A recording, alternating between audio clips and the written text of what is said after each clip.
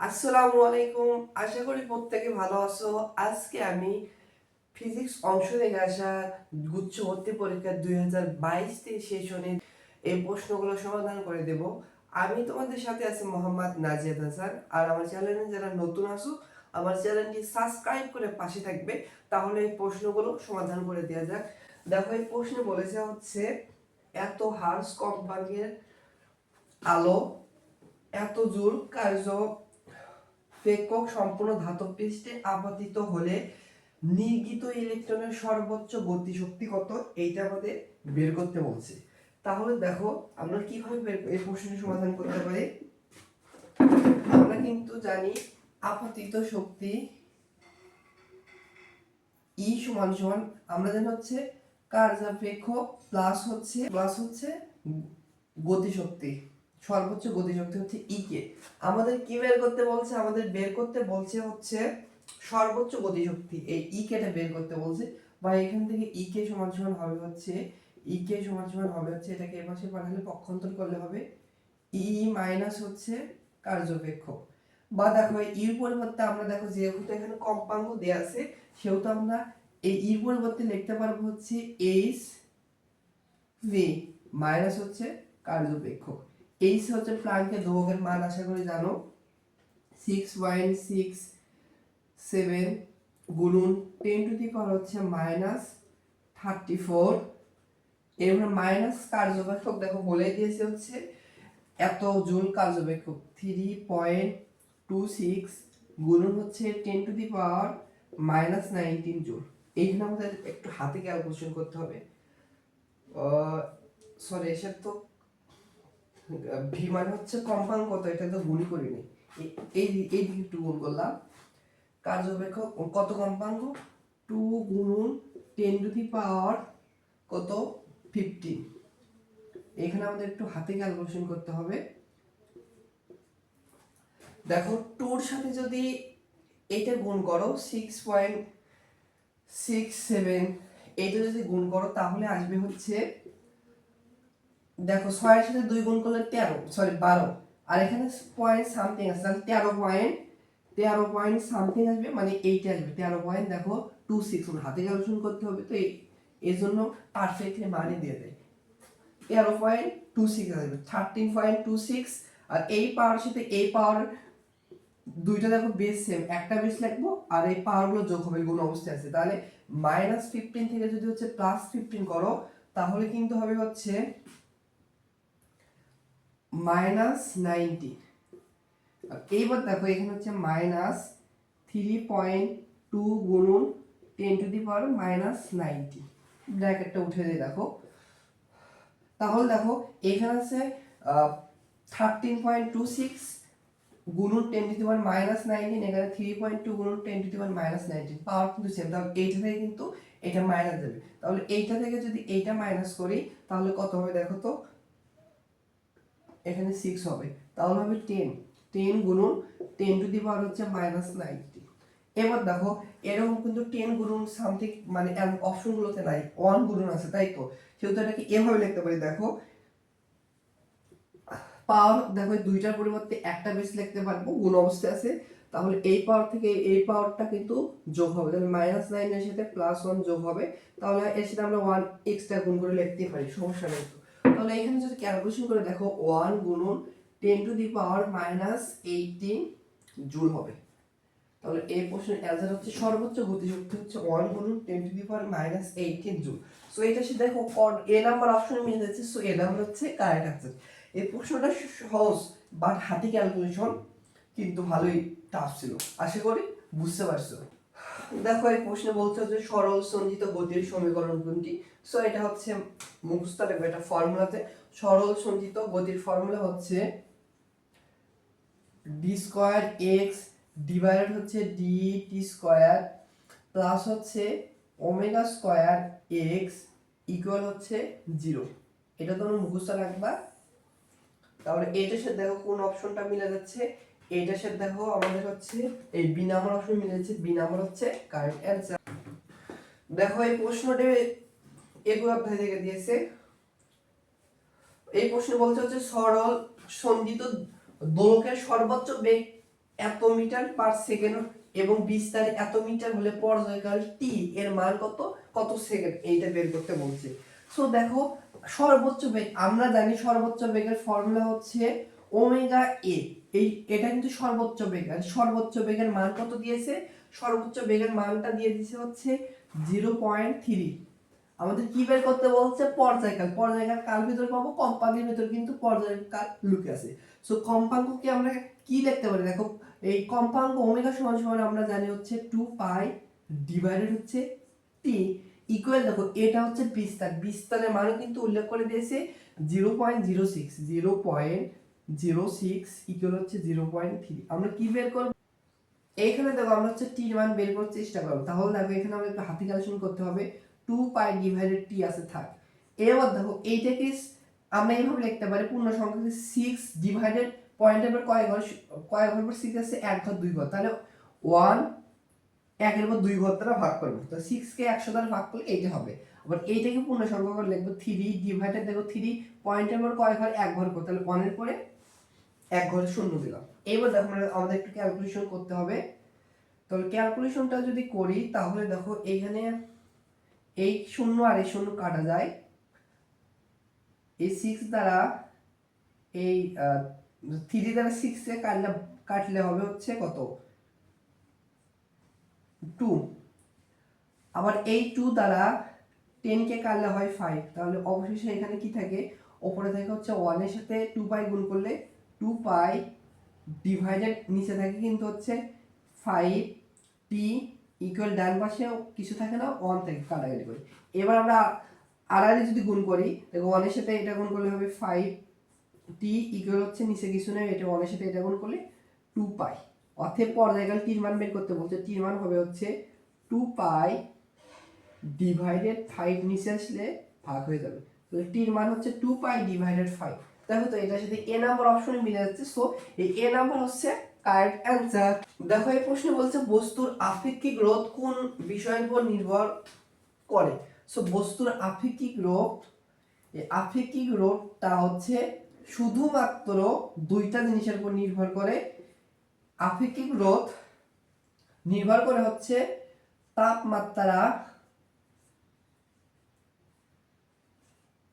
আরেকটা হচ্ছে বস্তুর উপাদানের উপরে। বস্তুর উপাদানের উপরে আপেক্ষিক রোধ নির্ভর করে। তাহলে দেখো এই দুইটার ভিতর অপশনগুলোর সাথে কোনটা মিলে যাচ্ছে, দেখো সি নাম্বার অপশনে তাপমাত্রা আছে, সো তাপমাত্রা হচ্ছে কারেক্ট অ্যানসার। দেখো এই প্রশ্নে বলেছে হচ্ছে কৃষ্ণ বস্তুর বিকিরণ ব্যাখ্যা করা হয়, হচ্ছে এটা থিওরিটিক্যাল প্রশ্ন, এটা শর্ট সিলেবাসের বাইরে ছিল। এর রেলে জেন্সের তথ্য অনুযায়ী এ নাম্বার হবে কারেক্ট অ্যানসার। দেখো এই প্রশ্ন বলছে নিউক্লিয়ার বন্ধন শক্তি হলো নিউক্লিয়াসে একত্রিত বেঁধে রাখা শক্তি, অর্থাৎ কোন কোন শক্তি দ্বারা নিউক্লিয়াস গঠিত হয় এইটাই মূলত বলছে। সো নিউক্লিয়াস,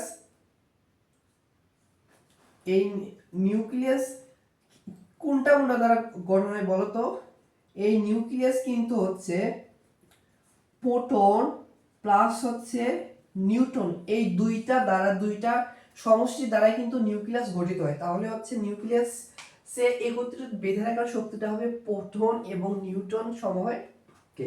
সো এই নাম্বার হচ্ছে কারেক্ট অ্যানসার। তো এই প্রশ্নে বলছে এত কুলম্ব চার্জযুক্ত একটা বস্তু এত মানের সুষম বৈদ্যুতিক ক্ষেত্রে ঝুলন্ত অবস্থায় আছে, তাহলে হচ্ছে বস্তুটির ভর কত। প্রশ্ন ভালোভাবে খেয়াল করো, একটা চার্জ কি হচ্ছে এত বিভব যদি থাকে, এত মানের বিভব যদি প্রয়োগ করা হয়, তাহলে ঝুলন্ত অবস্থায় বৈদ্যুতিক ক্ষেত্রটি ঝুলন্ত অবস্থায় আছে। ঝুলন্ত অবস্থায় কিভাবে থাকবে, দেখো উপর দিকে হচ্ছে ইলেকট্রনের হচ্ছে বল ফোর্স কাজ করবে, আর আমরা জানি নিচের দিকে যদি হচ্ছে এমজি, এই দুইটা যদি ইকুয়াল হয় তখনই কিন্তু হচ্ছে একটা বস্তু কিন্তু ঝুলন্ত অবস্থায় বা স্থির অবস্থায় থাকবে। তাহলে এইখান থেকে আমরা কি লিখতে পারবো, এফ ই সমান সমান হচ্ছে এমজি, এইখান থেকে লিখতে পারবো হচ্ছে এফ ই ইকুয়াল হচ্ছে এমজি। আবার প্রাবল্যর ফর্মুলা থেকে আমরা লিখতে পারবো, দেখো এই প্রাবল্যর ফর্মুলা থেকে লিখতে পারবো হচ্ছে এফ এর পরিবর্তে হচ্ছে কিউই, এফ এর পরিবর্তে আমরা কিউই কিন্তু হচ্ছে এখান থেকে আমরা লিখতে পারবো। আর এই পাশে আছে হচ্ছে এম জি। আমাদের কি বের করতে বলছে? বস্তুর ভর এমটা বের করতে বলছে, বা এম সমান সমান হবে হচ্ছে কিউ ই ডিভাইডেড হচ্ছে জি। এখানে একটু ক্যালকুলেশন করে দেখো কিউ এর মান কত। কিউ এর মান বলে দিয়েছে হচ্ছে 40 গুণন 10 টু দি পাওয়ার -20। আর এর মান দেখো, প্রাবল্যের মানটা বলে দিয়েছে হচ্ছে 4.9 গুণন 10 টু দি পাওয়ার কত, 10 টু দি পাওয়ার হচ্ছে 4 ডিভাইডেড এই 9 কি জির মান আমরা জানি 9.8। এখানে ক্যালকুলেশন করে দেখো, এইটা দ্বারা এটাকে ভাগ করলে হবে 2, এই 2 দ্বারা আবার 40 কে ভাগ করলে হবে হচ্ছে 20 20, তাহলে উপরে হবে 20 গুণন এইটার সাথে এইটা দেখো দুইটা পাওয়ার গুণ অবস্থায় আছে, বেস সেম, পাওয়ারগুলো যোগ হবে, তাহলে 10 টু দি পাওয়ার -20 এর সাথে +4 যদি করে -60। দেখো তো এরকম কি অপশনের সাথে আছে? হ্যাঁ, এ নাম্বার অপশনের সাথে আছে, সো এ নাম্বার হচ্ছে কারেক্ট অ্যানসার। দেখো এই প্রশ্নে বলছে হচ্ছে 100 ওয়াট এর 4টি বাতি দিনে যদি 8 ঘন্টা চললে মে মাসে কত কত হচ্ছে ওয়াট, কত কিলোওয়াট আওয়ার মানে 1 ঘন্টায় বিদ্যুৎ ব্যয় হবে, এটা আমাদের বের করতে বলছে। সো আমরা জানি হচ্ছে ক্ষমতা সমান সমান হচ্ছে W সমান সমান পি টি, এইটা জানি। এখন আমাদের কি বের করতে বলছে? 4টি বাতি, যেহেতু যে কয়টা বাতি সেহেতু আমরা এন এর সাথে যোগ মানে গুণ করে লিখতে পারি। তাহলে দেখো আমরা হচ্ছে ক্ষমতা আগে বের করি, তাহলে কিলোওয়াট মানে ঘন্টায় আমরা হিসাব করব, আর কিলোওয়াট ঘন্টা হিসাব করার নিয়ম হচ্ছে এটা বের করে 1000 দ্বারা ভাগ করলে কিন্তু কিলোওয়াট আওয়ারে কনভার্ট হবে, যেহেতু এখানে ঘন্টা আছে ঘন্টা হবে। তাহলে দেখো পি কত ওয়াটের কথা বলেছে, 100 ওয়াট, 100 লিখলাম, গুণন টিটা কত ঘন্টা আমরা নিব, ঘন্টা হচ্ছে 8 ঘন্টা, এনটা কি হবে, এন হচ্ছে 5টি বাতি, আর কত দিন বলছে, মে মাসে, মানে 1 মাসে হিসাব করতে হবে। 1 মাসে হচ্ছে মে মাস, এখানে খেয়াল রাখতে হবে মে মাস কিন্তু হয় 31 দিনে, ডিভাইডেড 1000 দ্বারা ভাগ করলে কিলো আওয়ার ওয়ার্ডে কনভার্ট হয়ে যায়, বুঝছো? এখানে একটু হাতে ক্যালকুলেশন করতে হবে, এই শূন্য এই শূন্য এই শূন্য এই শূন্য, এই 5 দ্বারা হচ্ছে 10 টিকালে 2, আবার এই 2 দ্বারা 8 টিকালে হচ্ছে 4, তাহলে উপরে কি থাকে দেখো 4 গুণন 31, তাহলে 31 এর সাথে 4 গুণ হবে। দেখো সহজ ভাষায় আমরা হচ্ছে আচ্ছা এটা গুণ করাই যায়, গুণ যদি করি তাহলে দেখো কত হয়, 4 × 4 3 × 4 12, তাহলে কত দিনে কত আসতেছে, 124 কিলোওয়াট আওয়ারে 124 কিলোওয়াট বিদ্যুৎ ব্যয় হবে, তাহলে অ্যানসারটা হচ্ছে ডি নাম্বার। দেখো এই প্রশ্নে বলছে কোনটি আলোর তড়িৎ বৈশিষ্ট্য দ্বারা ব্যাখ্যা করা যায় না। সো আলোর তরঙ্গ বৈশিষ্ট্য দ্বারা ব্যাখ্যা করা যায় না কোনটি? সো এটা মুখস্থ রাখবে যে আলোর তরঙ্গ বৈশিষ্ট্য দ্বারা ব্যতিচার, অপবর্তন, সমবর্তন ব্যাখ্যা করা যায়, বাট ফটো ইলেকট্রিক ক্রিয়া কিন্তু হচ্ছে এই তড়িৎ তরঙ্গ আর তরঙ্গ বৈশিষ্ট্য দ্বারা কিন্তু ব্যাখ্যা করা যায়। অ্যানসারটা হবে ডি নাম্বার। দেখো এই প্রশ্নে বলেছে হচ্ছে ভূপৃষ্ঠ থেকে r/2 উচ্চতায় এবং একই গভীরতায়, মানে এই গভীরতা r/2 গভীরতায় অভিকর্ষ ত্বরণের অনুপাত কত? আমাদের কি বের করতে বলছে, ভূপৃষ্ঠ থেকে এত উচ্চতা আর এত গভীরতায় ত্বরণের অনুপাত কত। সো দেখো আমরা জানি হচ্ছে h উচ্চতায় h উচ্চতায় অভিকর্ষ ত্বরণের ফর্মুলা হয় হচ্ছে r² ডিভাইডেড হয় হচ্ছে r plus h whole square equal হচ্ছে g। আর গভীরতার ক্ষেত্রে যেহেতু অনুপাত একবারই দেখলাম, g গভীরতাকে আমরা প্রকাশ করলাম হচ্ছে g দ্বারা, g মানে h গভীরতায় অভিকর্ষ ত্বরণের ফর্মুলাটা হয় হচ্ছে 1 - h ডিভাইডেড r ডিভাইডেড হচ্ছে g। এখানে দেখো এই জি কাটা যাবে, এই এইচ কত উচ্চতার কত গভীরতা বলছে r/2, তাহলে এইচটা হবে হচ্ছে r/2। এবার এইচ এর পরিবর্তে এটা বসে ক্যালকুলেশন করি, বা জি এইচ ডিভাইডেড হচ্ছে জি জি। তাহলে উপরে দেখো আর স্কোয়ারই থাকবে, আর এইখানে দেখো হচ্ছে 1 আর এর সাথে কিন্তু হচ্ছে 8 যোগ হবে, তাহলে আর এর সাথে 8 যদি যোগ হয়, এখানে একটু লিখি r/2, এখানে যদি লসাগু করে তাহলে নিচে হবে 2, উপরে হবে হচ্ছে 2r প্লাস r মানে 3r। এটা হচ্ছে এইচ এর পরিবর্তে এটা বসালে, এরপর কিন্তু স্কয়ার আছে, তাহলে হচ্ছে এরপর স্কয়ার হবে, একবারে লিখলাম, তাহলে উপরে হবে 9r² নিচে হবে 4, 9r², নিচে কিন্তু হবে হচ্ছে 4, একবারে হিসাব করছি। আবার এইখানে দেখো 1 মাইনাস এইচ এর পরিবর্তে r/2 ডিভাইডেড কিন্তু হচ্ছে r, জি তো কাটা গেছে, এইখানে আমাদের একটু ক্যালকুলেশন করতে হবে, কাটা যায়। এবার এখানে ক্যালকুলেশন করতে হবে, আর স্কয়ার কাটা, উপরে আছে 1, তাহলে এখানে কি থাকে, উপরে থাকে হচ্ছে 1/9 ডিভাইডেড কিন্তু এইখানে থাকে হচ্ছে 4, আর এইখানে আর স্কয়ার কাটা যায়, উপরে 1 নিচে 1, তাহলে হাফ ডিভাইডেড 1 মানে হাফই হবে, 1 মাইনাস হাফ। এখানে একটু ক্যালকুলেশন করে দেখো, 1 ডিভাইডেড নিচে একটা ভগ্নাংশ থাকলে হর উপরে যায়, লব নিচে যায়, তাহলে উপরে যাবে হচ্ছে 4, নিচে আসবে হচ্ছে 9, ডিভাইডেড হচ্ছে 1 থেকে হাফ মাইনাস করলে হাফ হয়। আর ভগ্নাংশ নিচে একটা ভগ্নাংশ থাকলে উপরের ভগ্নাংশটাকে ঠিকই রেখে দেব, গুণ দ্বারা নিচের ভগ্নাংশটাকে উল্টে দেব, হর লবে যাবে, লবে হর আসবে, নিচে যাবে, উপরে যাবে 2, নিচে আসবে 4, তাহলে 4 এর সাথে 2 গুণ করলে হচ্ছে 8, আর 9 এর সাথে 1 গুণ করলে 9। অ্যানসারটা হচ্ছে এত r/2 উচ্চতা এবং গভীরতায় এদের অনুপাতটা হবে, জির মান হবে 8/9, আর এটা তোমরা হচ্ছে মুখস্থ রাখবা, পরীক্ষা কিন্তু দিয়ে দেয়, হুবহু এটাই দিয়ে দেয়। অ্যানসারটা হচ্ছে 8/9, 8:9, তাহলে এটাকে ইস্টু আকারে লেখা যায়, ডি নাম্বার হচ্ছে কারেক্ট অ্যানসার। থিওরিটিক্যাল প্রশ্ন বলছে কোনটি ওহমিক উপাদান নয়, ওহমিক উপাদান নয় কোনটি, এইটা আমাদের বের করতে বলছে। মানে ওহমের উপাদান মিন্স মানে হচ্ছে ওহমের পরে, মানে ওহম কি, ওহমের সাথে কার সম্পর্ক আছে, দেখো ওহমের হচ্ছে মানে রোদের উপাদানের সাথে কার কার সম্পর্ক আছে, মানে রোদের সাথে কার কার সম্পর্ক আছে। রোদের পরে আমরা জানি হচ্ছে রোদ আর সমান সমান হয় হচ্ছে ওমেগা এল ডিভাইডেড এ, তাই তো। তারের তারের পরে মানে হচ্ছে দৈর্ঘ্যের পরে নির্ভর করে, আবার রোদের পর তো রোদ নির্ভরই করে, তারপরে অ্যালুমিনিয়ামের তারের পরেও নির্ভর করে, বাট ধারকের সাথে কিন্তু এই ফর্মুলার ভিতর দেখো ধারকের পুরো কিছু নাই, তাহলে অ্যানসারটা হবে সি নাম্বার, ধারক। তাহলে এই প্রশ্নে বলছে হচ্ছে একটা চিত্র দিয়েছে, পাশের চিত্রে প্লাস কিউ বিন্দুতে চার্জের জন্য পি বিন্দুতে তড়িৎ ক্ষেত্রের প্রাবল্য ও বিভবের মান কত। সো এই পি বিন্দু যে আছে এখানে হচ্ছে প্লাস কিউ বিন্দুতে, এই পি বিন্দুতে প্রাবল্য এবং হচ্ছে কি বিভবের মান যথাক্রমে কোনটা, এটা বের করতে বলছে। সো প্রথমে আমরা হচ্ছে প্রাবল্যটা বের করি।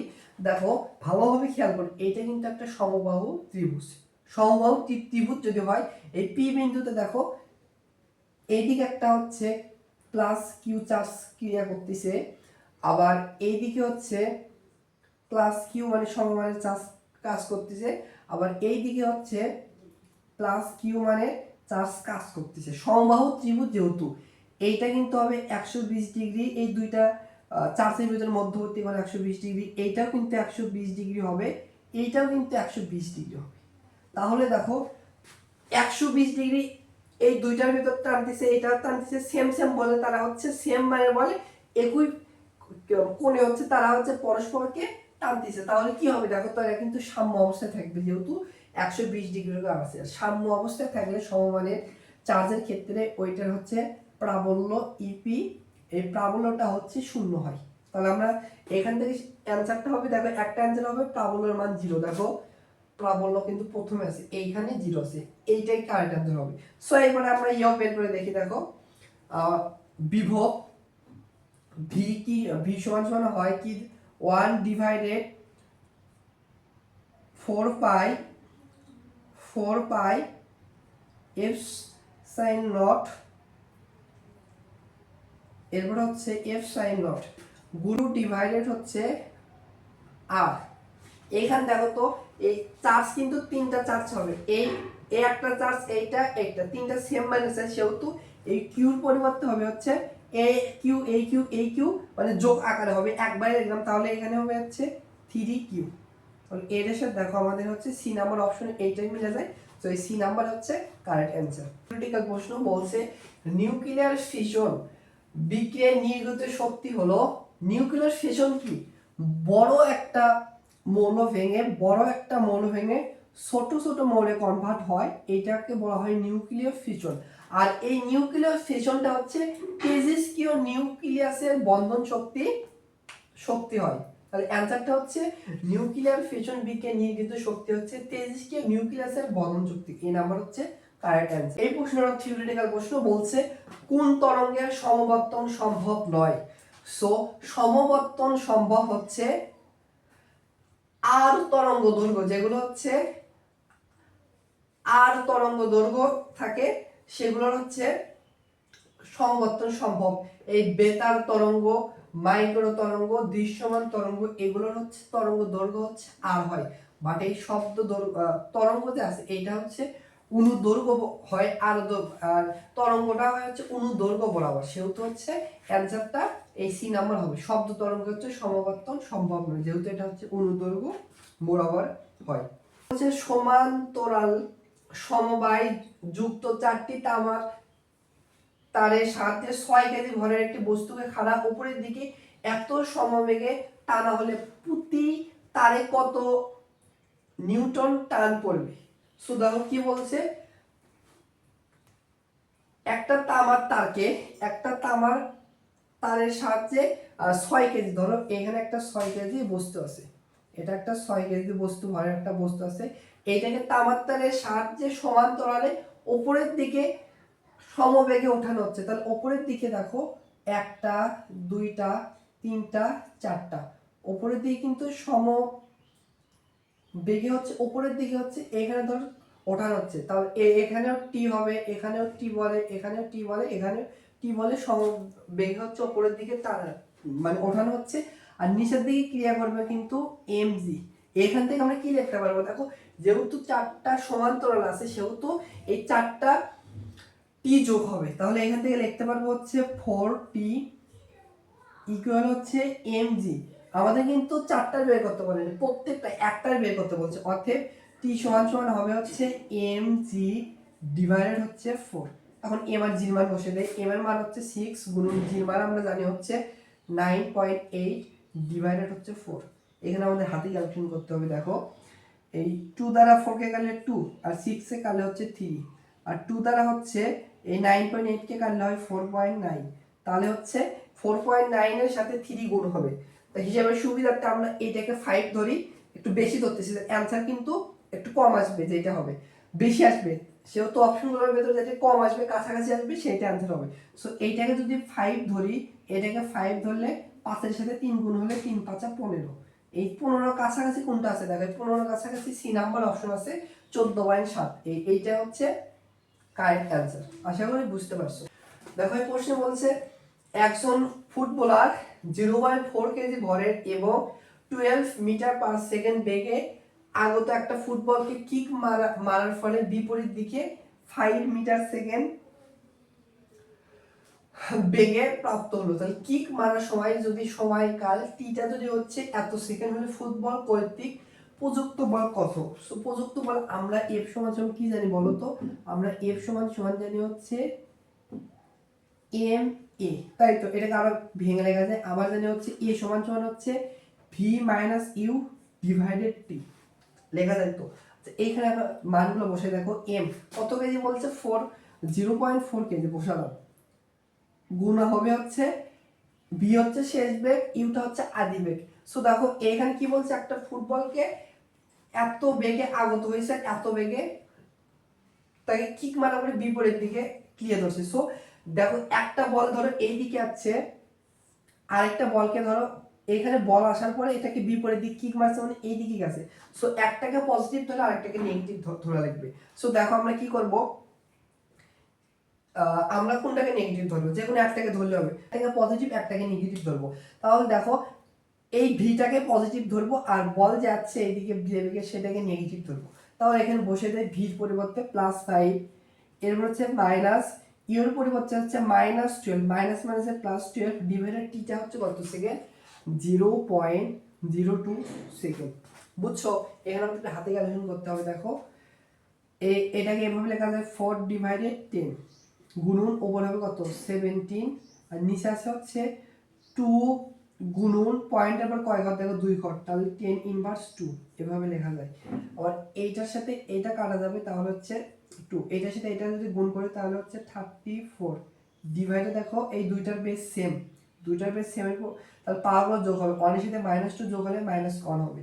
এই -1 যদি উপরে পাঠিয়ে দাও 10 উপরে গেলে গুণ হয়ে যাবে, 10 গুণ হয়ে যাবে, তাহলে হচ্ছে 10 এর সাথে এটা গুণ করলে হচ্ছে 340 নিউটন হবে। এই প্রশ্নের অ্যান্সারটা হচ্ছে 340। হাতে ক্যালকুলেশনটা একটু টাফই ছিল। অ্যান্সারটা হচ্ছে এ নাম্বার 340 ডিগ্রি সেলসিয়াস তাপমাত্রায় এত প্যাসকেল চাপে একটা গ্যাসকে সমুষ্ণ প্রক্রিয়ায় যদি 3 গুণ আয়তনে প্রসারিত করা হয় তাহলে গ্যাসটির চূড়ান্ত তাপ কত? সো দেখো কোন প্রক্রিয়া, সমুষ্ণ প্রক্রিয়া। সমুষ্ণ প্রক্রিয়ায় কি স্থির থাকে, টিটা হচ্ছে স্থির থাকে। টি কোন সূত্রে? আদর্শ গ্যাসের টিটা হচ্ছে বয়লের সূত্রে, কিন্তু টি কনস্ট্যান্ট থেকে। বয়লের সূত্র থেকে আমরা লিখতে পারি হচ্ছে P1 ইকুয়াল হচ্ছে P2V2 যখন হচ্ছে টিটা হচ্ছে কনস্ট্যান্ট। তাই তো এইখানে দেখো কি কি দেয়া আছে, ডাটা নিতে হবে। দেখো কত চাপ, এত প্যাসকেল চাপকে 3 গুণ মানে আয়তনটা 3 গুণ করছে, তাহলে P1 টা কত দেয়া আছে, আদি চাপটা আছে হচ্ছে 6 গুণ 10 টু দি পাওয়ার হচ্ছে +5 প্যাসকেল চাপ দেয়া আছে। কি বলছে, আদি যে আয়তন ছিল সেটাকে 3 গুণ প্রসারণ করা হচ্ছে। ধরি V1 আদি আয়তনটা হচ্ছে x, তো পরবর্তীতে V2 টা হবে হচ্ছে 3 গুণ 3x। এইখানে বসে আমাদের হচ্ছে P2 পরবর্তীতে চাপ কত বৃদ্ধি পায় মানে প্রসারণ ঘটে, এটা P2 টা বের করতে বলছে। বা এখান থেকে দেখো P2 সমান সমান কি হবে, P2 সমান সমান হবে P1 ডিভাইডেড হবে হচ্ছে V2। বসে দেখো P1 এর মান কত, 6 গুণন 10 টু দি পাওয়ার 5 গুণন V1 এর মান কত ধরছি x ডিভাইডেড V2 এর মান হয় হচ্ছে 3x। x কাটা যায়, এই 6 কে 3 দ্বারা কাটলে হচ্ছে 2, তাহলে পরবর্তীতে P2 টা হবে 2 গুণন 10 টু দি পাওয়ার হচ্ছে 5 প্যাসকেল। তার অ্যানসার হচ্ছে 2 গুণন 10 টু দি পাওয়ার 5 প্যাসকেল। আয়তন প্রক্রিয়া সিস্টেম কর্তৃক গৃহীত তাপ যদি কিউ হয় তাহলে অন্তঃস্থ শক্তির বৃদ্ধির পরিমাণ কত? কোন প্রক্রিয়া বলছে, সম আয়তন প্রক্রিয়া। সো আমরা তাপগতিবিদ্যার প্রথম সূত্র থেকে লিখতে পারবো হচ্ছে dq সমান সমান du প্লাস হচ্ছে dw। তাই তো আমরা জানি। এখন কি বলছে, সম আয়তন প্রক্রিয়া। সম আয়তন প্রক্রিয়া কি হয়, আয়তনটা স্থির থাকে, যার কারণে হচ্ছে আয়তনের কোনো পরিবর্তন মানে আয়তনের পরিবর্তনটা হচ্ছে ডিভিটা হয়ে যায় হচ্ছে 0। বুঝছো? তাহলে আমরা জানি হচ্ছে ডিডব্লিউ সমান সমান পি ডিভি, পি এর সাথে ডি কিন্তু গুণ অবস্থা মানে ডিভিটা গুণ অবস্থা থাকে। ডিভি মানে হচ্ছে আয়তনের পরিবর্তনটা 0 হয়, সেহেতু হচ্ছে সমায়তন প্রক্রিয়া হচ্ছে এই কৃত কাজ ডিডব্লিউটা কিন্তু 0 হয়। তাহলে কি বলছে, প্রশ্ন বলছে নির্গিত তাপ যদি কি হয় তাহলে অন্তঃস্থ শক্তি কি হবে, অতএব অন্তঃস্থ শক্তিও কিন্তু হবে এই অন্তঃস্থ শক্তি ডিইউটা হয়ে যায় কিন্তু ডিকিউ তে কনভার্ট হয়ে যায় এই সমায়তন প্রক্রিয়া। তাহলে অন্তঃস্থ শক্তি ডিইউ সমান সমান হবে ডিডব্লিউ, বা এখানে হচ্ছে কিউ বলে দিয়েছে, তাহলে হবে হচ্ছে কিউ। সো অ্যানসারটা হচ্ছে সি নাম্বার কিউ। এই প্রশ্নে বলছে 2 মাইক্রোফ্যারাড ধারকের একটি বর্তনীতে 2000 ভোল্ট বিভব পার্থক্য প্রয়োগের ফলে সঞ্চিত শক্তির পরিমাণ কত, এটা বের করতে বলছে। সো সঞ্চিত শক্তির W সমান সমান আমরা জানি হাফ সি ভি স্কয়ার, তাই তো। তাহলে আমি এখানে ক্যালকুলেশন করি, হাফ সি এই ধারকতার মান কত বলেছে 2 মাইক্রন নিলে হবে না, আমাদের হচ্ছে এটাকে হচ্ছে কনভার্ট করতে হবে। সো মাইক্রো থেকে আমাদের হচ্ছে ফেরাডে কনভার্ট করে নিয়ম হচ্ছে 10 টু দি পাওয়ার -6 দ্বারা গুণ করলে কনভার্ট হয়ে গেল আর এখানে হচ্ছে v1 কত 2000, এরপর কিন্তু হচ্ছে স্কোয়ার। তাহলে এখানে ক্যালকুলেশন করি a2 কাটা, এখানে দেখো 10⁻⁻6 থাকে, আর দেখো 2 এর পরে স্কোয়ার দিলে হচ্ছে 4, আর 2 এর পরে কয়টা শূন্য, একটা দুটো তিনটা, এরপর স্কোয়ার দিলে 6টা শূন্য হবে, 1 2 3 4 5 6। বা এটাকে এভাবে লেখা যায় 10⁻6, আমরা এটাকে এভাবে লিখতে পারি 4 গুণন 10⁻, কয়টা শূন্য 6টা, এইটা আর এটা সেম কাটা যাবে, তাহলে অবশ্যই থাকে হচ্ছে 2 জুল, সঞ্চিত শক্তির পরিমাণ হবে 4 জুল। সি নাম্বার হচ্ছে কারেক্ট আনসার। তো হচ্ছে গ্যাসের অণুর গড় মুক্ত পথ যদি হচ্ছে ল্যামডা হয়, ঘনত্ব যদি পি হয়, এদের মধ্যে সম্পর্ক হচ্ছে, এটা থিওরিটিক্যাল প্রশ্ন মুখস্থ রাখবা। এ হচ্ছে গ্যাসের অণুর গড় মুক্ত পথ ল্যামডার সাথে ব্যস্তানুপাতিক হচ্ছে ঘনত্বের সম্পর্ক। এই পাশে দেখো আমাদের বি নাম্বার অপশন মিলে হচ্ছে, বি নাম্বার হচ্ছে কারেক্ট আনসার। দেখো প্রশ্ন বলছে এত গতি শক্তি সম্পন্ন একটি ইলেকট্রনের ভর কত হবে। সো দেখো গতি শক্তি সাথে হচ্ছে ইলেকট্রনের ভরের ফর্মুলাটা হবে হচ্ছে E সমান সমান m minus m naught c square. যেহেতু গতিশীল তখন কিন্তু হচ্ছে ইলেকট্রনের ভরটা বৃদ্ধি পায়, ওইখান থেকে এই ফর্মুলাটা আসে। তাহলে তো আমাদের কি বের করতে বলছে, ওই ইলেকট্রনের ভর মানে m এর মানটা বের করতে বলছে। বা m সমান সমান কি হয় দেখো, বা m মাইনাস m2 সমান সমান হবে হচ্ছে E ডিভাইডেড সি স্কোয়ার, এই পাশে আসলে ভাগ হয়ে যাবে, বা m সমান সমান হবে হচ্ছে E divided c square plus হচ্ছে m নট। এখন ই সি এম এগুলোর মান বসিয়ে দিলে অ্যান্সার চলে আসবে। এখানে ক্যালকুলেশন করতে হবে ইটা কত, গতিশক্তির কথা বলছে 9 গুণন 10⁻⁻15 ডিভাইডেড সিটাকে আলোর বেগের পরে স্কোয়ার হবে 3 গুণন 10⁻8, এরপর হচ্ছে স্কোয়ার প্লাস হচ্ছে m1 টা হচ্ছে ইলেকট্রনের হচ্ছে আদি ভর হচ্ছে 9 পয়েন্ট হচ্ছে 1 গুণন হচ্ছে 10⁻31 ইলেকট্রনের একটা আদি ভর। এখানে ক্যালকুলেট করি দেখো, উপরে 9 গুণন 10⁻15, নিচে দেখো 3 এর পরে স্কয়ার দিলে হচ্ছে 9 গুণন এর সাথে এর পাওয়ার আছে, পাওয়ার তাহলে গুণ হয়, উপরে হবে হচ্ছে 16 10⁻16 প্লাস হচ্ছে দেখো এখানে 9.1 গুণন হচ্ছে 10⁻31। এখানে দেখো এই 9 কাটা যায়, দেখো দুইটা বেস সেম, তাহলে ভাগ যদি থাকে উপরের পাওয়ার থেকে নিচের পাওয়ারটা হচ্ছে মাইনাস যাবে, তাহলে -15 থেকে -16 হবে, আর প্লাস 9.1 গুণন 10⁻31। তাহলে দেখো এখানে কি হয় 10⁻31 এর সাথে যোগ হবে হচ্ছে 9.1 গুণন 10⁻31। সো এর সাথে কিছু না 1 যোগ লিখতে পারি, তাহলে দেখো 1 এর সাথে দেখো এইটা আর এই বেস কিন্তু সেম, 1 এর সাথে 9.1 যদি যোগ হয় তাহলে হবে হচ্ছে 10.1 গুণন হবে হচ্ছে 10⁻13। এটা হচ্ছে m এর মান। তো অ্যানসারটা হচ্ছে এইটার সাথে দেখো আমাদের ডি নাম্বার অপশন মিলে যাচ্ছে, ডি নাম্বার হচ্ছে কারেক্ট অ্যানসার। সো দেখো এই প্রশ্নে বলছে স্থির অবস্থা থেকে যদি হচ্ছে 20 কেজি ভরের কোনো একটা বস্তুর নির্দিষ্ট বল প্রয়োগের ফলে 3 সেকেন্ড পরে এত বেগ অর্জন করলে 5 সেকেন্ড পরে গতিশক্তি কত হবে। সো দেখো আমরা গতিশক্তি ই কে সমান সমান কি জানি, ই কে সমান সমান জানি হাফ m ভি স্কয়ার। এখানে ভরটা ফিক্সড থাকবে, বাট বেগ কিন্তু চেঞ্জ হবে, কারণ তাকে হচ্ছে তারপরেও কিন্তু হচ্ছে স্থির অবস্থা থেকে 3 সেকেন্ড পরে যদি এই বেগ হয় তাহলে 5 সেকেন্ড পরে কিন্তু বেগটা চেঞ্জ হবে। সো বেগটা কি হবে দেখো, পরবর্তীতে বেগ সমান সমান হবে v সমান সমান u প্লাস at।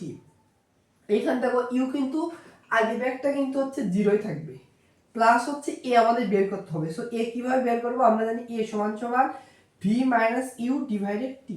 তাহলে দেখো এর মান কত আসে দেখো, এখানে যদি আমরা একটু ক্যালকুলেশনটা করি, এর মানটা আসবে দেখো ভি শেষ ব্যাগ কত হয়েছে, শেষ ব্যাগ হয়েছে 6 মাইনাস আদি ব্যাগটা হচ্ছে স্থির অবস্থা 0 ডিভাইডেড টিটা কত সেকেন্ড কি করছে 3 সেকেন্ড, তাহলে এর মান আসলো 2। তাহলে দেখো এখানে এর মান পাইলাম 2 ইনটু টি কত সেকেন্ড পর বলছে আমাদের 3 নিলে কিন্তু হবে না, আমাদের কিন্তু এখানে অবশ্যই এবার আমাদের 5 নিতে হবে, কারণ 5 সেকেন্ড পর বেগ কত হবে, তাহলে টির পরিবর্তে 5, তাহলে এটা 5 সেকেন্ড পরের বেগটা হবে হচ্ছে 10। বুঝছো, আমাদের কিন্তু এই বেগটা 10 বসে থাকবে, অনেক সময় এখানে 6 বসে আসবে, কিন্তু এটা কিন্তু আনসার হবে না। তাহলে হাফ গুণন এর মান কত 20 কেজি গুণন ভির মান কত 10, এরপর হচ্ছে স্কোয়ার। তাহলে এখানে ক্যালকুলেশন করি a2 কাটা যায়, তাহলে 10 এর পর স্কোয়ার, 10 এর পর স্কোয়ার যদি দেওয়া হয়, ও এখানে কিন্তু 10 হবে, মানে 20 কে হচ্ছে 2 দ্বারা গুণ করলে হচ্ছে কত, সরি 20 কে 2 দ্বারা ভাগ করলে 10 হবে। তাহলে 10 গুণন এখানে 10 এর পর স্কয়ার মানে হচ্ছে 100, তাহলে 10 এর সাথে 100 গুণ করলে হচ্ছে 1000। অপশনাল খেয়াল করো কিলো জুল আছে, কিলো জুল মানে কি, এটা জুল আসবে, কিলো জুল কিভাবে আসবে 1000 দ্বারা ভাগ করো, সো 1000 কে 1000 দ্বারা ভাগ করলে 1 কিলো জুল আসবে। সো এই প্রশ্নের অ্যানসার হচ্ছে 1 কিলো জুল। এল দৈর্ঘ্য ও আর ব্যাসার্ধের একটি তারের এক প্রান্তে স্থির রেখে অপর প্রান্তে এম বস্তুর ভর ঝুলানো হলো। যদি তারটির ইয়ঙ্কের গুণাঙ্ক এর মান হচ্ছে এত হয়, তারটির ব্যাসার্ধ অর্ধেক করা হলো, তারকে সিরামেরা সবকিছু করা হলো, তাহলে এর মান কি মুখস্থ রাখবা, ইয়ঙ্কের গুণাঙ্ক শুধুমাত্র ওই তারের উপাদান এবং তাপমাত্রার উপরে নির্ভর করে। যদি তাপমাত্রা কম বেশি করা হয় এবং ওই উপাদানটা পরিবর্তন করা হয়, তখনই শুধুমাত্র হচ্ছে ইয়ঙ্কের গুণাঙ্ক পরিবর্তন হয়। দেখো এখানে কিন্তু তাপমাত্রার কোথাও বলা হয়নি, চেঞ্জ করা হয়নি, বা হচ্ছে ওই বস্তুর উপাদানও চেঞ্জ করা হয়নি, তাহলে ব্যাসার্ধ তারপরে তারকে ঝুলাও তারপরে হচ্ছে এল দৈর্ঘ্য বিশিষ্ট হোক, সেটা ইয়ঙ্কের গুণাঙ্ক এর মান কোনো পরিবর্তন হবে না, মানে অ্যানসারটা হবে সি নাম্বার, পরিবর্তন হবে না। প্রশ্নে বলছে হচ্ছে 500 গ্রাম ভরের একটা বস্তু করার পর এত নিউটন বল ক্রিয়া করায় বলটি x=0 অবস্থান থেকে x=2 অবস্থানে সরে গেলে বলের দ্বারা কৃত কাজ কত। সো এটা কিন্তু একটা পরিবর্তনশীল বল বের করতে বলছে, আর পরিবর্তনশীল বল কিভাবে বের করব, যেটা দিয়ে আছে এটাকে আমাদের কিন্তু ইন্টিগ্রেশন করতে হবে। তাহলে দেখো আপার লিমিট কত হবে 2, x এর মান 2, লোয়ার লিমিট হচ্ছে 0, তাহলে দেখো এটা কত 6x² মাইনাস হচ্ছে 4x dx এর সাপেক্ষে এটাকে আমাদের ইন্টিগ্রেশন করতে হবে। তাহলে ইন্টিগ্রেশন করে দেখো, তাহলে দেখো 6 একটা কনস্ট্যান্ট মানে সামনে রেখে দিলাম, x এর সাপেক্ষে x² কে যদি ইন্টিগ্রেশন করি পাওয়ার আছে 2, এই পাওয়ার 2 সাথে 1 বাড়বে, তাহলে হবে 3, ওই পাওয়ার দ্বারা 3 দ্বারা ভাগ হবে। এরপরে -4 একটা কনস্ট্যান্ট মান এভাবে রেখে দিলাম, x এর পাওয়ার আছে 1, x কে x এর সাপেক্ষে অন্তরীকরণ করলে পাওয়ার 1 বেড়ে যাবে 2 হবে, এই পাওয়ার দ্বারা ভাগ হবে। আপার লিমিট কত, আপার লিমিট হচ্ছে 2 এখানে যাবে, লোয়ার লিমিট হচ্ছে 0 এখানে আসবে। তাহলে দেখো 6 দ্বারা 3 কে ভাগ করলে হচ্ছে 2x³ -4 কে 2 দ্বারা ভাগ করলে 2, এখানে হবে হচ্ছে x²। আপার লিমিট হচ্ছে কত 2, লোয়ার লিমিট হচ্ছে 0। আপার লিমিট বসে দেখো 2 ইনটু 2 এরপর পাওয়ার হচ্ছে 3 -2 ইনটু 2, x এর মান 2 এরপর হচ্ছে স্কয়ার, আর লোয়ার লিমিট 0 বসিয়ে দিলে এখানে পুরোটুকু কিন্তু 0 হবে। এখানে দেখো 2 এর পর পাওয়ার মানে 2 এর পর পাওয়ার হচ্ছে 3 মানে 8, 8 এর সাথে 2 গুণ করলে 16 মাইনাস এখানে 2 এর পর স্কয়ার মানে 4, 4 এর সাথে 2 গুণ করলে হচ্ছে 8। তাহলে এখানে যদি ক্যালকুলেশন করে দেখো 16 থেকে যদি -8 হয়, তাহলে হয় হচ্ছে 8 জুল হবে। এই প্রশ্নের অ্যানসারটা হচ্ছে কৃত কাজের পরিমাণটা হবে হচ্ছে 8 জুল। এই নাম্বার হচ্ছে কারেক্ট অ্যানসার। সো এই ছিল হচ্ছে 2022-23 সেশনে ফিজিক্স অংশ থেকে গুচ্ছ ভর্তি পরীক্ষায় প্রশ্নগুলো এসেছিল, এই প্রত্যেকটা প্রশ্নে কিন্তু সমাধান করে দিয়েছি। সো আমি জানি আমি অন্যান্য যে প্রফেশনাল টিচার আছে, ফিজিক্সের টিচার আছে, ফিজিক্সের টিচারের মতো বোঝাতে পারি না। সো কারণ আমি কিন্তু তোমাদের মতো একজন স্টুডেন্ট, আমি 2024-25 সেশনের অ্যাডমিশন ক্যান্ডিডেট ছিলাম, মানে হচ্ছে যারা সেকেন্ড টাইম দিচ্ছ তোমাদের সমবয়সী, আর যারা ফার্স্ট টাইম আসছো 25-26 সেশনে তোমাদের 1 বছরের সিনিয়র হতে পারি। সো আমিও কিন্তু তোমাদের মতো স্টুডেন্ট, সো বোঝানোর ক্ষেত্রে আমার ভুল হবে বা হতেই পারে, এটা হবেই, কারণ আমি কিন্তু স্টুডেন্ট। সো যদি ভুলও হয়, ভুলভাবে ব্যাখ্যা করি, সবাই ক্ষমার দৃষ্টিতে দেখবে। সো সবাই ভালো থাকো, সুস্থ থাকো, দেখা হচ্ছে পরবর্তী কোনো ক্লাসে। আল্লাহ হাফেজ।